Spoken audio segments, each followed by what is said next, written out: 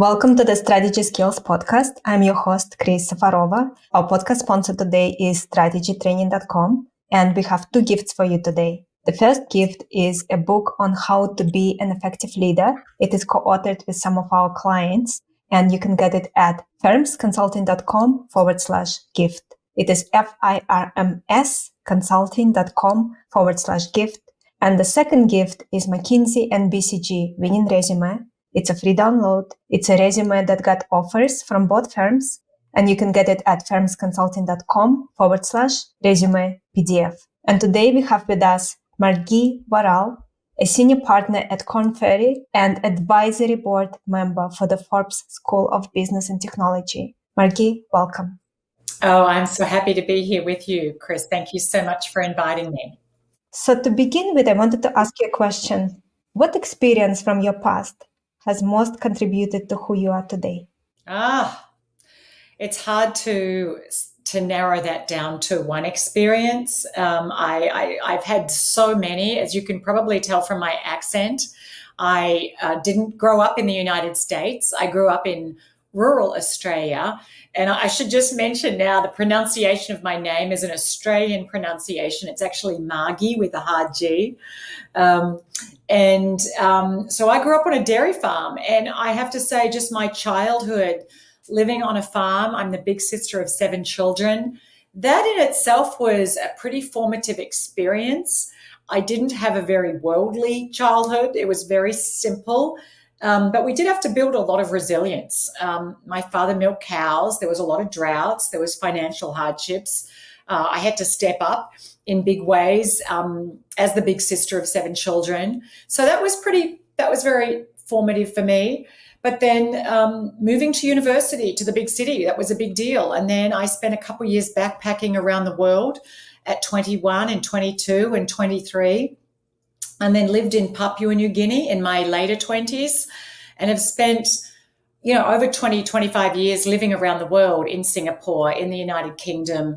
And obviously I'm based here now in the United States, living just outside Washington, D.C. So those global moves shaped me. And then numerous personal experiences. A family member with schizophrenia, a brother took his life. Another brother became a paraplegic from a terrible accident. I had an eating disorder through my teens. Raising 4 children while moving around the world, being in an armed robbery in my 20s, and losing my first child a few weeks later. All of those experiences have shaped me personally and also professionally, as well as obviously the career path I've had.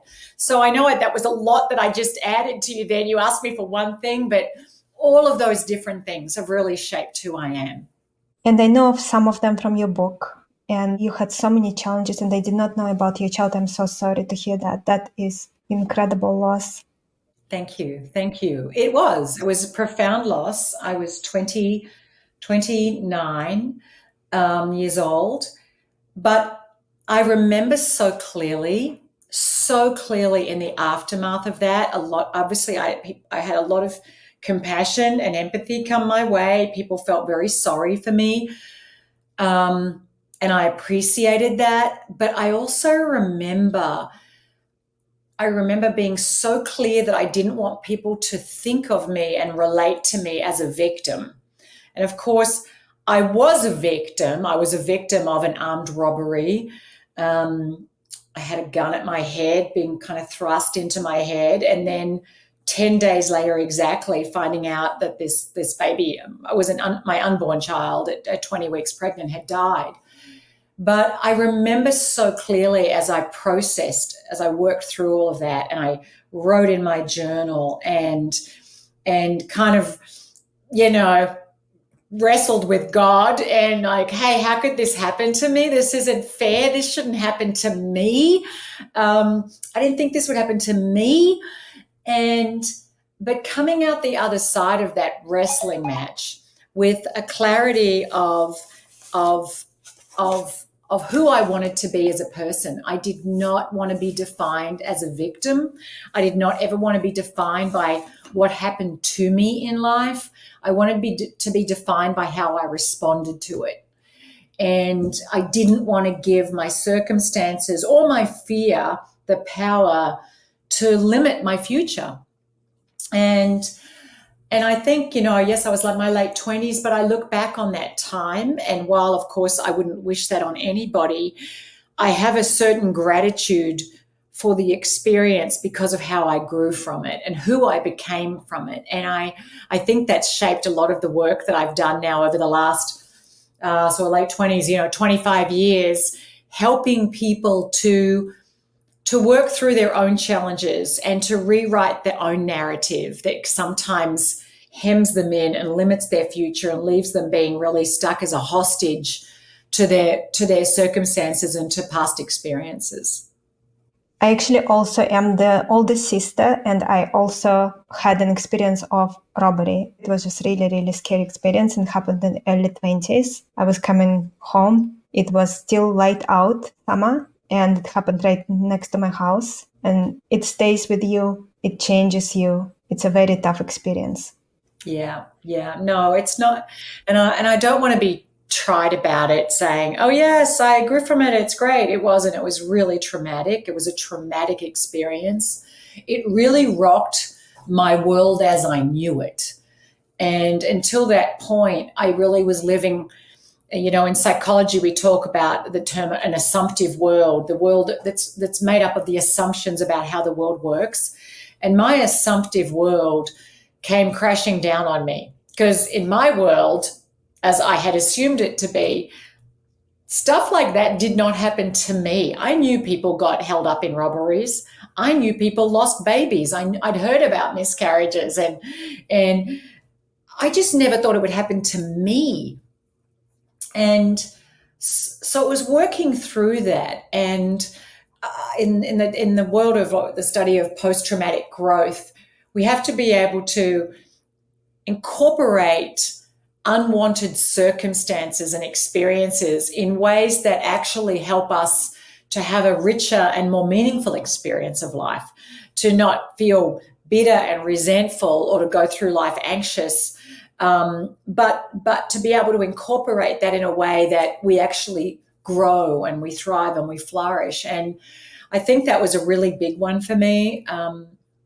When my youngest brother developed schizophrenia, a few years after that, that was another really big one for me because I just never thought that would happen to me or to our family. I knew this happened to people, but I didn't think it would happen in my family, that I would have a sibling who would develop a really actually horrendous case of schizophrenia, a torturous journey that he ended up going on, where he ultimately decided that he did not want to live his life, and he took his life after a decade battling with these demons. And that was a brutal experience to try and support him and my parents and to make sense of life with that experience. And so, thank you for asking, because I wasn't necessarily assuming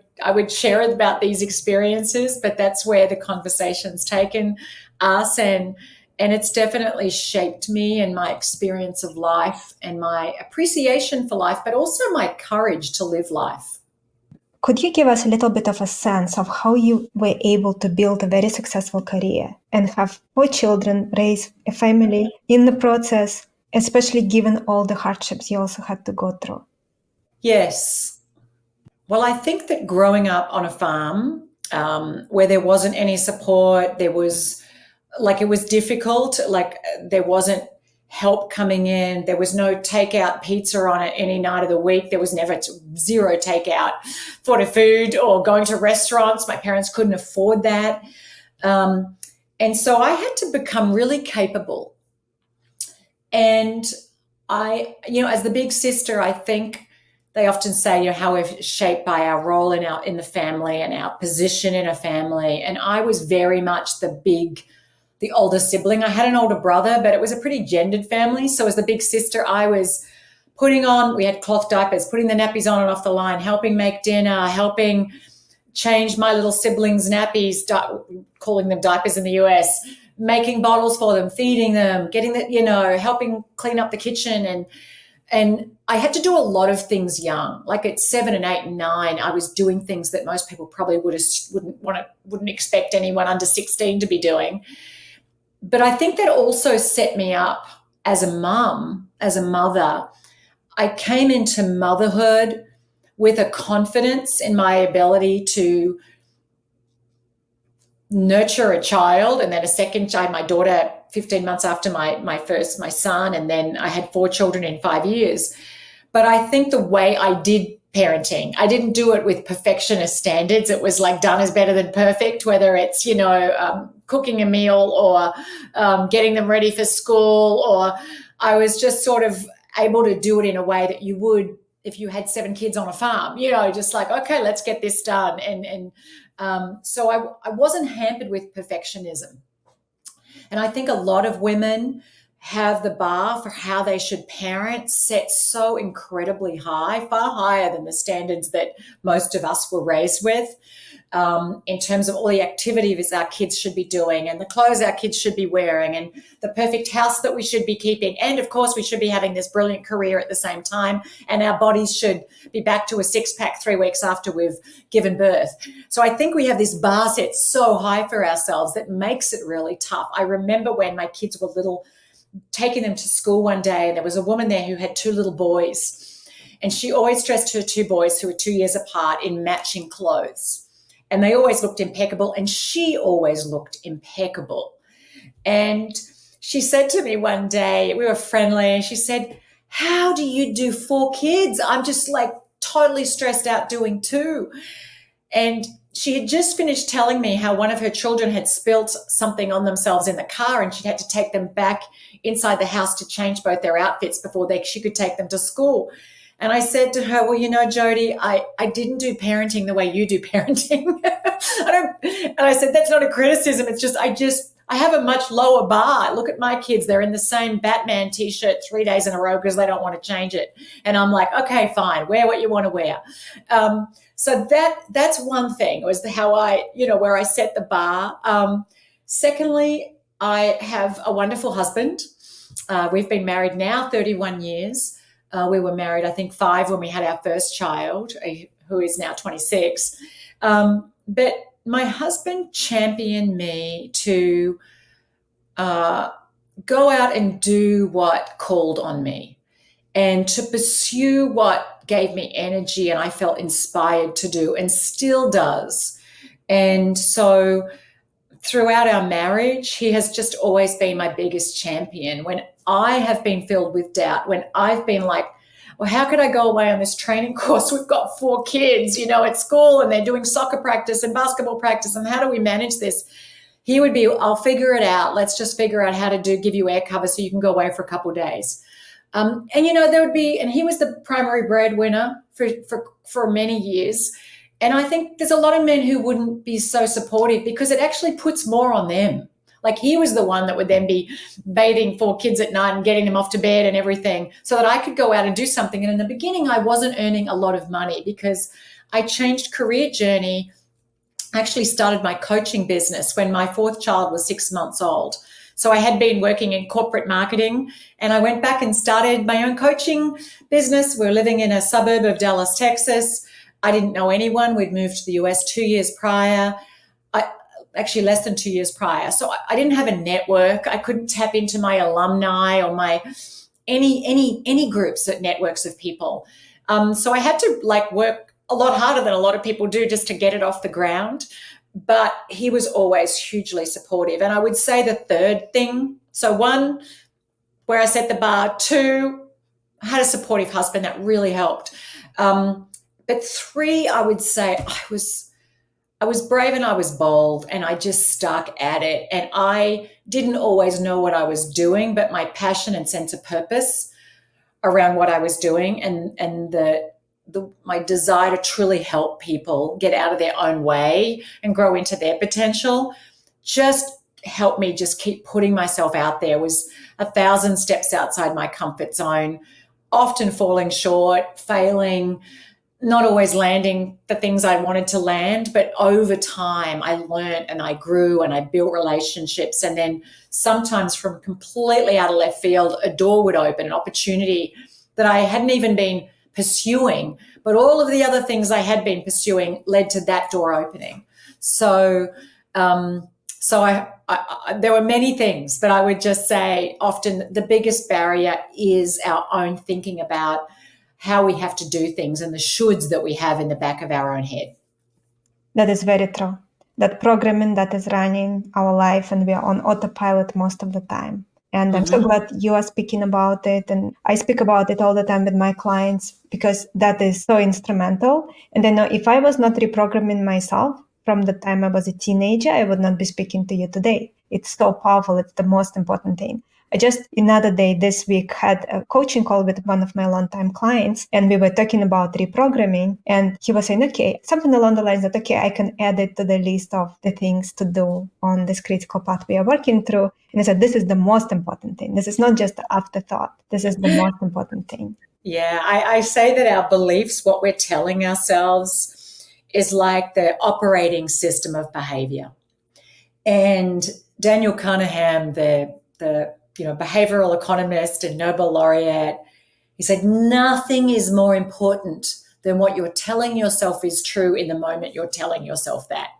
And so if we're telling ourselves, well, of course I can't have 4 kids and pursue a career, or, oh, I'm just not that smart, or I need to have a really good plan before I start out, or, for you, obviously you moved to this country from somewhere English wasn't your first language. For me, I didn't have any network whatsoever. If I told myself, well, I can't do it because of A, B, C, D, and looked for all the reasons why not, I would never have done anything. So I had to, like you, I've had to continually doubt my own doubts, defy my own doubts, and do the very things that the little fearful voice on my shoulder is telling me not to do.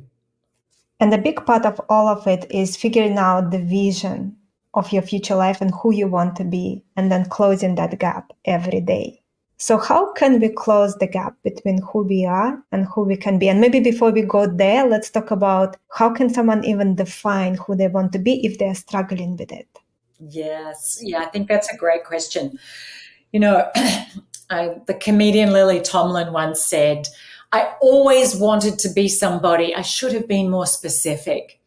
And I think deciding who it is we want to be is probably the most important decision of our life. Like, who do we want to be? What are the values that we want to define our lives by?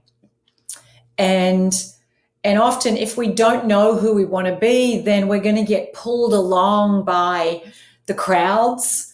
Our fears are going to define us, the lower angels of our nature, and often we won't do the very things that would help us grow into who it is we can be.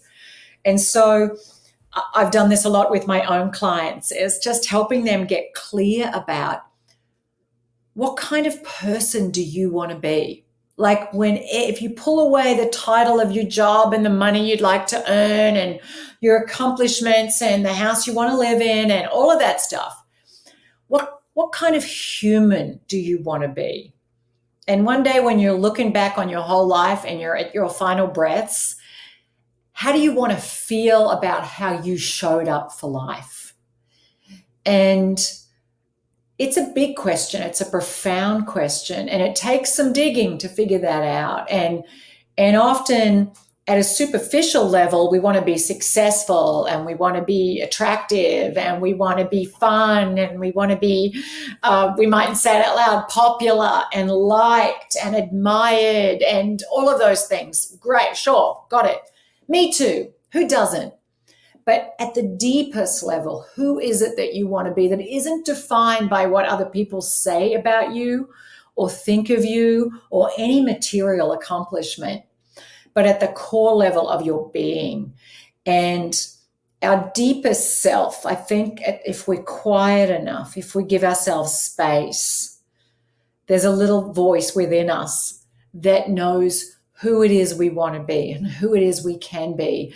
And of course, there's always going to be a gap. There's always going to be a gap between who it is we most want to be and who we're being. I want to be a loving person. I am not always loving. I want to be a really generous person. Sometimes I have ungenerous thoughts and I don't act generously. I want to be a disciplined person. I'm not always disciplined. I want to be brave. I'm not always brave. Sometimes my inner wimp gets the better of me. But by having that clarity of who it is I want to be and having my sights set on, what is the highest good for my life and the highest good for who I want to be, it acts like a compass and it helps me discern, I need to invest time in self-care because that's crucial to me being who I want to be, is to prioritizing my own to-be list ahead of my own to-do list and what it takes for me to show up the way I want, which for me is eating well and exercising and having some quiet time with God, and just little rituals and practices that I have. But then it's like, okay, who is it I want to be out in the world? And not just with the people that I like and who like me and make me feel good about myself, but what about the people that I don't resonate with? What about those people that I don't feel as much affinity with? How do I want to show up sometimes, when I might not feel like being kind and generous with those people? And for clients who tell you, I just don't know what makes me happy, I don't know, they have certain barriers in their mind that keeps them stuck. They're not able to try to figure out what they want, even when you try to explain to them the struggle, and especially if they do not consider themselves a spiritual person. So all those practices and tools that could be used to get to the truth, you cannot use them. What is your approach in those situations? Well, obviously it varies person by person, but I would say this. Tell me, if I was going to go through the different parts of your life, your family, your relationships, your health and well-being, your relationship with money, your work, your career, if I could wave a magic wand, let's just play a little game here. Let's just pretend for a moment that I can wave a magic wand and give you what is your heart's biggest desire. Because often we don't even give ourselves permission to connect to what we most want, because as soon as we do, we create a gap between where we are and that future potential state, and that's terrifying. It's like it's really frightening. Or I don't want to tell you that I would love to just find the perfect soulmate, or that I could just live in a beautiful home by the water, or that I would have a job that I would be well paid for and love what I do, because that's not my reality and I don't know how to make that happen. So I think I call it the magic wand exercise. I want you just to play. Let's just do this as just a thought experiment. So that's one way I do it. Another way is asking them, well, tell me what it is you don't want. What is it about your life right now that doesn't light you up, that makes you feel heavy or pessimistic or sad or afraid or alone? And get them to talk about, well, I don't, and why is that? Well, because obviously now all the focus is on the negative, but I don't want to keep people in that state. It's like, okay, got it. This is what you don't want. And you see, our brains are wired to focus on the deficits, but what we focus on expands. So I'm like, okay, that's what you don't want. How do you feel about having shared that with me? I feel miserable. I feel down. I feel flat. I feel like life, like, what's the point? I feel depressed. I feel resigned. I feel hopeless. I'm like, okay, now let's shift. Notice how you're feeling, because what you focus on expands and our energy goes where our attention goes. So let's flip that. What is it that you want? Let's focus on what you want and just get them to notice how it shifts how they even feel talking about it. Because as I've written about in The Courage Gap, if we aren't clear about what we want, about the highest intentions for ourselves, our lives, our brain, our attention is just going to default to what we don't want, and we end up living in the land of deficits. That is very true. How often do you think someone should revisit what they want? Well, I think that we can make an exercise of doing that on a regular basis. Do I sit down every day and go, what do I really want? No, not for my whole life. That's something I definitely, at the start of a new year, the new year to me is a catalyst. It's a time to sit down and go, what do I want for my year ahead? But to take time to also go, what do I want for the rest of my life is such a valuable exercise. Most of us spend more time planning out our annual vacation than we do how we want to spend the rest of our life when we're not on vacation. I also think there's a value in having a daily or weekly, just a regular practice of going, what is it I want for myself over the next 24 hours, over the next week? How do I want to measure success? And putting some KPIs on that, like, okay, well, at the end of this week, I'm gonna feel really good about myself if I have, for me right now, as I have a book coming out, it's like if I've written this article for Forbes, or if I've done this podcast, if I have had 4 really great coaching sessions with these clients and given this really great keynote at this conference that I'm speaking at. So I'll kind of bring it down into more granular kind of activities, but also how I show up. What's the emotions that I'm spreading onto other people? And so at the start of every day, I have a journal exercise. It's like, I ask myself, what is it I need to do today? What is it I need to say today? What conversations do I need to have? And who is it that I need to be today? And I just have that as a little exercise every morning in my journal. Maybe not every morning, but many mornings, most mornings. And it just helps me set my intention for the day ahead. So now let's talk about closing the gap. So once there's some clarity on who someone wants to be, how do they go about closing that gap? Yeah, this is obviously that's the focus of my new book, The Courage Gap. Number one is getting that clarity of what is it that you most want for your life in your situation right now, who you want to be. Secondly, being able to just ask yourself, what is it that I need to believe to make that a reality? And editing the narrative that you've been telling yourself that actually is working against you moving forward toward it. We are story-making machines. We all live in stories about who we are and how the world works. We were creating stories from our days in caves when we'd etch stories on the walls of caves. And so we are wired for narrative. Our brains are wired for making sense of the world and creating a narrative about it. But what we're often not very good at is being able to identify how the narrative that we're telling ourselves is actually keeping us from taking the very actions that would move us forward. And so, I one of my key I think one of my key responsibilities with clients is being a story buster. And as they're talking about their situation and what they want and what's in the way of them getting what they want, I'm listening. What's the story that they're living in that's actually hemming them in? Like a straitjacket, it's hemming them in and keeping them taking the very actions that they are entirely capable of taking. But their belief system is keeping them from taking. We create our stories, but then our stories create us. So the second thing we have to do after we've focused on what we want is to rewrite the stories that are keeping us stuck and stressed and scared, or maybe keeping us selling ourselves short and living a way smaller life than we're capable of living, than actually we're called to be living, then will help us to thrive, and where we're living too safely. And I know a lot of people who live lives of immaculate mediocrity, living very safely within the confines of their comfort zone. And they tell themselves a story that they can't do things because you know what? It gives them an excuse not to try because it's uncomfortable and it's scary. But I think, rewriting that script is such a crucial step to closing that courage gap.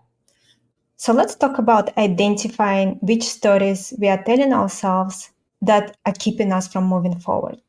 I have a 3P litmus test. My litmus test is this.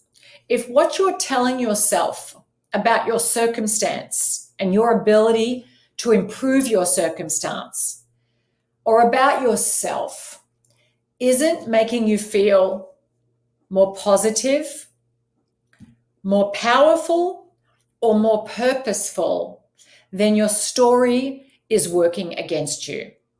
And so sometimes I'll talk to people and I'm like, well, they know they should exercise more. And they're like, I just don't have time. I'm like, well, we all have the same amount of time.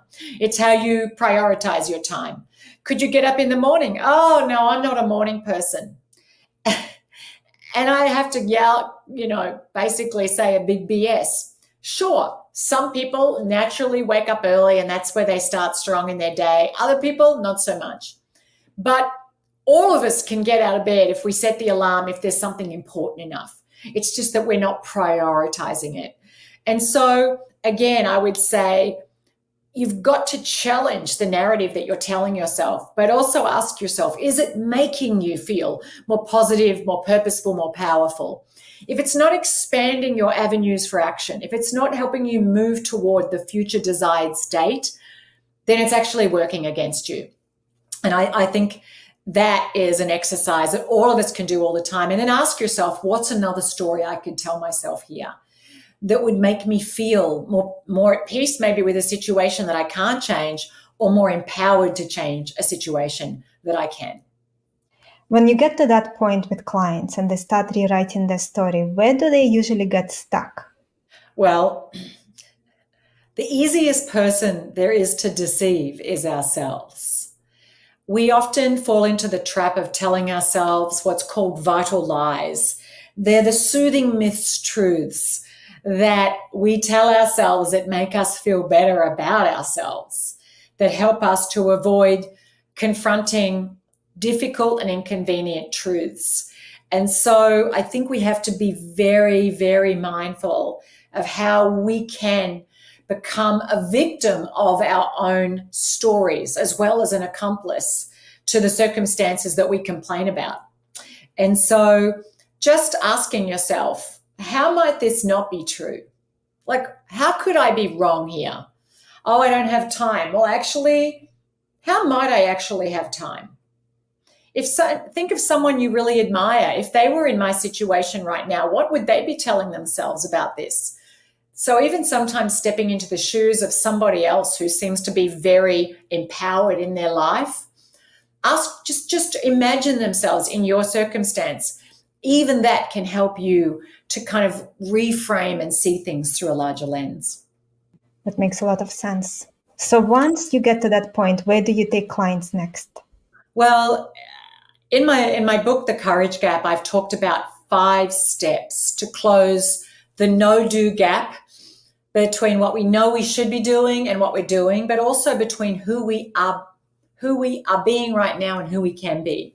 And the 3rd step is about really embodying the full power of our presence, connecting to our own power, but also connecting to the power and the energy of people around us as well. And so that often requires resetting and regulating our own anxious nervous system. We have a nervous system, and our nervous system is wired for being on alert for what could go wrong. And so we have to be really mindful to be fully embodied in our whole bodies. A lot of people live from the neck up. They're intellectualizing everything, and they're not really feeling their emotions all the way through. So we have to own where we feel fear. We have to embrace that. We have to breathe in courage and breathe out fear. And we also need to connect to the people around us. And when we are fully embodied in our own presence and power and agency, we can tap into reserves of courage that we might never be able to do otherwise. And so an exercise I often do with people is to help them just think about, how do you need to show up physically? What does courage look like for you right now and how you're holding yourself? And sure, sometimes that can mean like I'm going into warrior mode, but sometimes embodying courage can be loosening up, not being in warrior mode, pulling down the armor that we erect around ourselves, allowing ourselves to be more available to other people, to connecting on a more emotionally intimate and vulnerable level. For someone listening to us right now and thinking, you know what, my fears are so strong, I have been feeling them for such a long time. I don't know if I ever will be able to get rid of it. What would you say to them?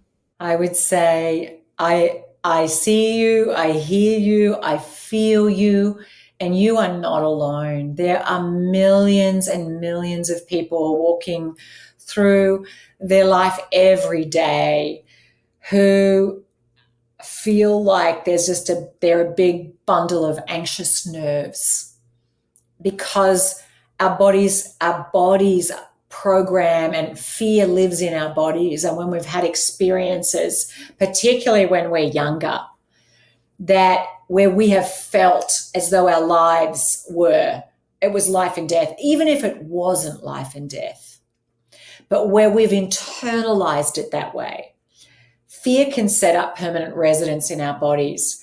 And so there are people who are trained in embodied cognition. There are so many people who can help you work through how do you disentangle all of that anxiety from your whole nervous system that's been wired up for so long that it doesn't know how to be another way. And so I would just say you're not alone, but you're also able over time to reprogram that fearful state in your body.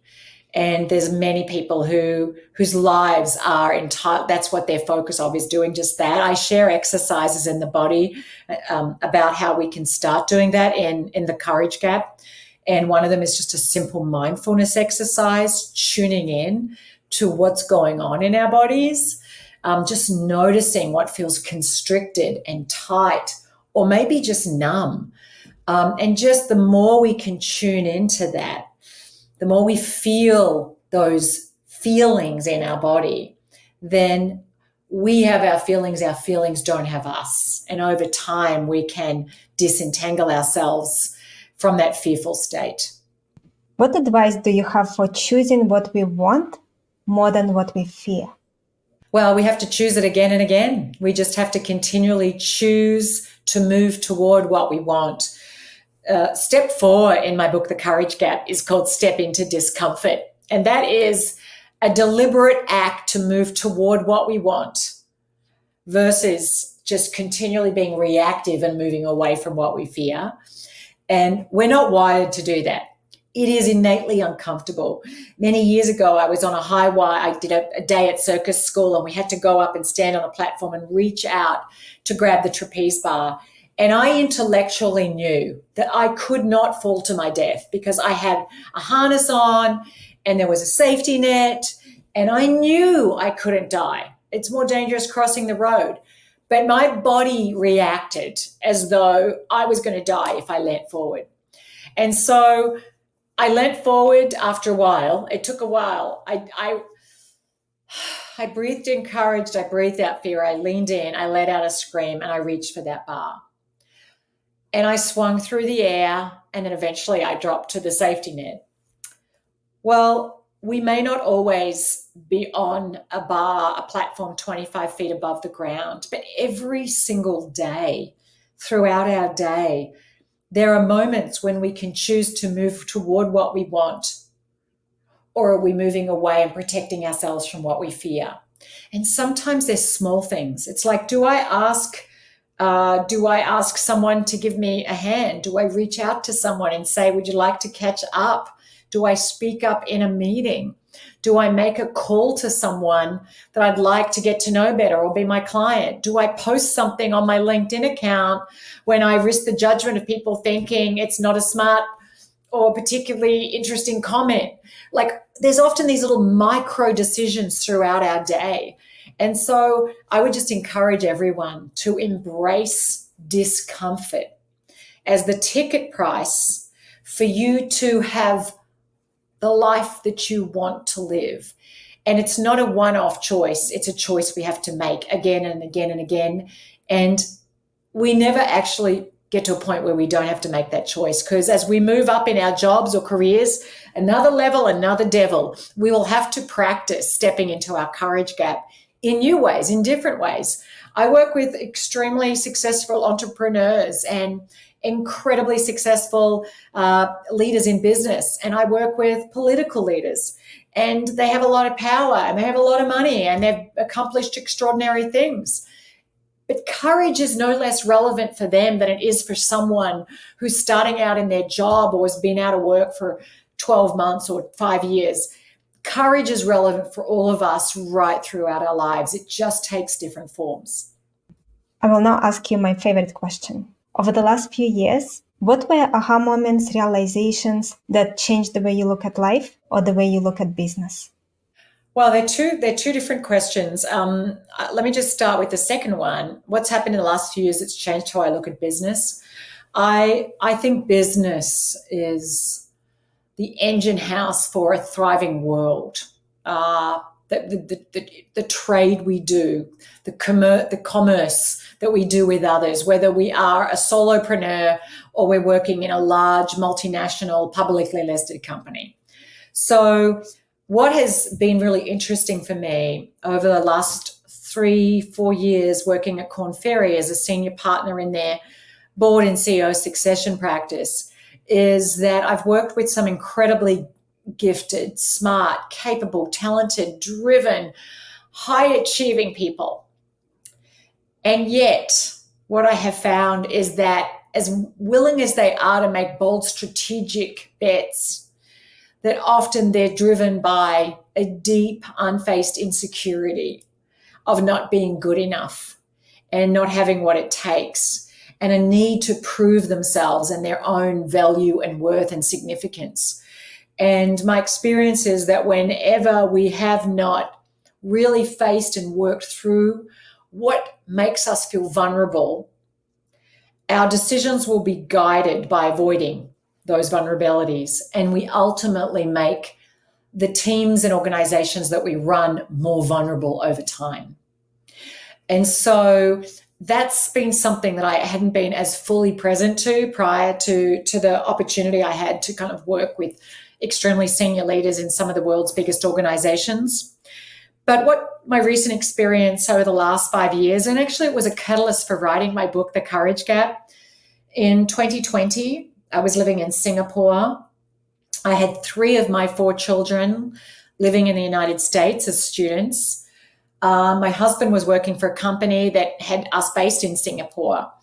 And as we know, the wheels fell off the world. COVID happened. And his company, who he'd worked for a really long time, said, we're not moving you to the US where your kids are. In fact, you can move back to Australia because you're not traveling anyway. And Australia at the time had closed borders. In fact, even their own citizens couldn't get in. There was long wait lists for citizens to get back to Australia. But you certainly couldn't leave the country once you were back there without getting a really difficult to obtain exception. So we had 3 children in the US, 2 of which found themselves kind of homeless. We were in Singapore, which closed its borders. Our children couldn't come into Singapore because we were not citizens there. We weren't permanent residents. We were short-term employment contracts. And we couldn't go back to Australia because then we couldn't get out. And so we found ourselves in a really difficult situation. We felt literally between a rock and a hard place. It was really upsetting that my husband's employer wasn't really showing any humanity to us as a family in terms of just trying to have us on the same continent as our kids. And we'd moved our kids to the US because they had said we'd be moving to America, so we'd sent them ahead. And I remember my assumptive world came crashing down again because I was like, how did this happen? How could we end up with this family dispersed across the world?